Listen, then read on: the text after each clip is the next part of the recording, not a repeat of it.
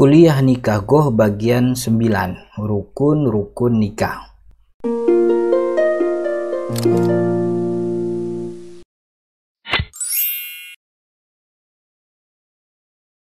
Assalamualaikum warahmatullahi wabarakatuh. Alhamdulillahi wassalatu wassalamu ala rasulillahi amma ba'du. Teman-teman yang dirahmati Allah, kita lanjutkan kuliah kita, kuliah Nikah Goh gratis dan online. Yang kali ini kita masuk ke kuliah yang ke-9 dan kita akan bahas tentang rukun-rukun nikah. Bagi teman-teman yang baru mengikuti kuliah pada video kali ini, di bawah link kita sediakan link di deskripsi, link untuk mengikuti kuliah dari kuliah pertama sampai kuliah ke-8. Mari kita ikuti kuliah pada bagian 9 ini. Teman-teman yang dirahmati Allah, rukun nikah, sebelum kita bahas tentang rukun nikah, kita artikan dulu ya, rukun nikah itu apa. Rukun secara bahasa artinya itu al-janibul aqwa wal amrul azim, sisi yang lebih kuat atau perkara yang utama. Itu makna secara bahasa. Rukun secara bahasa adalah sisi yang lebih kuat. Kemudian secara istilah maksudnya adalah makna yang dipakai untuk istilah ilmu syariat. Rukun adalah ma la wujuda lidzalika syai'in illa bih. Kalau kita artikan, rukun itu adalah apa yang membuat sesuatu itu tidak ada kecuali dengan adanya si rukun, gitu. Ini agak repot nih. Jadi maksudnya begini, dalam ilmu fikih atau ilmu syariat, rukun diartikan sebagai sesuatu yang keberadaannya menjadi standar atau patokan keabsahan ibadah tersebut. Jadi kalau sesuatu itu ada, maka ibadahnya sah. Tapi kalau sesuatu itu yang merupakan rukun tidak ada, maka ibadahnya tidak sah. Sederhananya dalam sholat. Dalam sholat itu salah satu rukun sholat adalah membaca surat Al-Fatihah. Maka kalau ada orang sholat dan tidak membaca surat Al-Fatihah, berarti dia tidak mengerjakan rukun. Kalau dia tidak mengerjakan rukun, maka ibadah sholatnya tidak sah. Contoh lagi wudhu. Wudhu salah satu rukunnya adalah membasuh muka, membasuh wajah. Maka kalau ada orang yang wudhu tanpa membasuh wajah, maka wudhunya tidak sah karena ada rukun yang tertinggal. Itu maksud rukun secara makna istilah ilmu syariat, bahwa dia adalah sesuatu yang keberadaannya itu menjadi standar sah atau tidaknya sebuah ibadah. Nah, dalam nikah ada rukun, artinya dalam kerangka ibadah nikah ini ada hal yang memang harus keberadaannya itu tidak boleh ditawar-tawar lagi, dia harus ada, yaitu rukun nikah. Sedangkan nikah maknanya ini sudah dibahas ya di kuliah sebelumnya.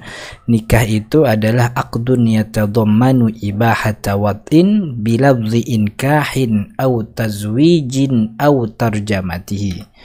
Nikah itu akad yang mencakup di dalam akad tersebut pembolehan untuk melakukan hubungan seksual, dan pembolehan itu atau akad itu dilaksanakan dengan lafaz nikah.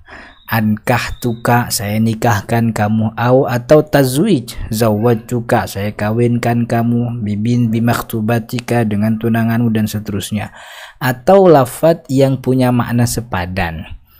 Artinya tidak mesti dengan bahasa Arab nikah atau tazwid, dengan bahasa Indonesia pun tidak ada masalah, yang penting maknanya sepadan. Itu dia rukun nikah. Jadi secara sederhana rukun nikah ini adalah sesuatu yang keberadaannya menjadi standar sah atau tidaknya nikah tersebut. Dari mana kita bisa ambil rukun nikah? Rukun nikah ini sebenarnya disebutkan oleh Nabi dalam sebuah hadis yang cukup pendek, simpel, gampang dihafal. Kata Nabi Muhammad sallallahu alaihi wasallam, la nikaha illa biwaliyin wa syahidai adlin. Tidak sah sebuah pernikahan tanpa wali dan dua orang saksi yang adil, gitu.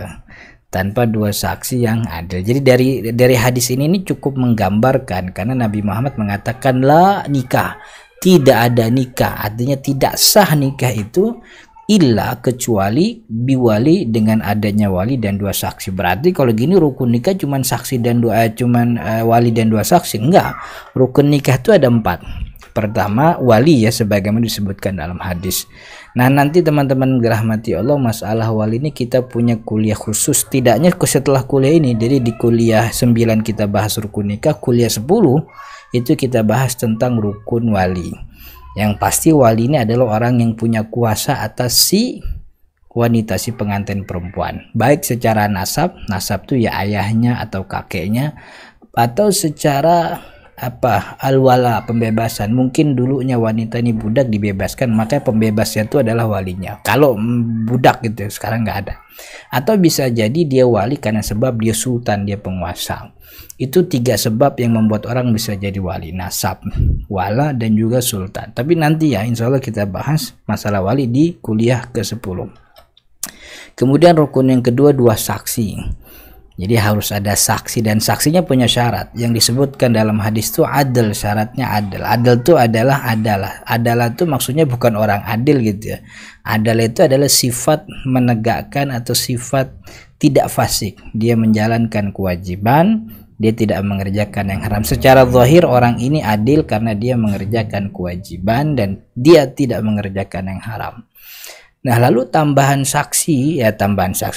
rukun dari hadis tersebut adalah ijab qabul. Karena nikah ini adalah akad, dan akad itu harus berdasarkan keridhaan, dan ridho adalah perkara hati. Maka untuk tahu apakah orang ridho atau tidak, harus diucapkan. Nah, ucapannya itulah yang disebut dengan ijab qabul. Ijab dari wali perempuan, qabul dari si pengantin laki-laki. Maka itu ijab qabul menjadi rukun, karena kalau tidak ya nggak sah. Kemudian selanjutnya adalah suami dan istri, tentu ya, mempelai suami mempelai istri. Karena akad nikah itu ada, ya objek, dia ini adalah objek akad. Maka kalau akad nggak ada objeknya ya jadi akad bodong kan gitu.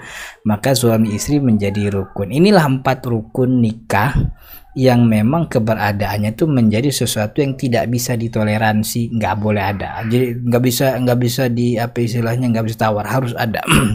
Ini nikah. Maka kalau ada salah satu di antara 4 ini yang tidak hadir dalam arti memang tidak ada pada saat akad gitu ya, itu menjadi masalah.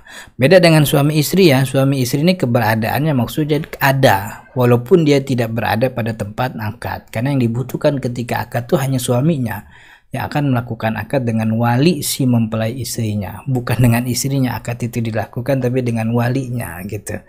Jadi secara kasar kita bisa bilang akad nikah itu akad antara laki dan laki, antara wali dan juga pengantin laki-laki. Kata Sayyidina Ibnu Abbas, kullu nikahin lam yahdurhu arba'atun fahuwa sifah, az-zawju wa waliyun wa syahida adlin. Semua pernikahan yang tidak menghadirkan 4 pihak. Siapa 4 pihak itu? Mempelai laki, wali, dan 2 saksi, maka itu termasuk perzinahan. Kata Sayyidina Ibnu Abbas. Mudah-mudahan ada manfaatnya. Kita cukupkan materi kuliah pada pertemuan kali ini. Kita akan lanjutkan kuliah di pertemuan di video yang akan datang. Teman-teman yang dirahmati Allah, mohon dukungan untuk subscribe dan juga share video ini jika dirasa memang video ini memberikan manfaat. Assalamualaikum warahmatullahi wabarakatuh.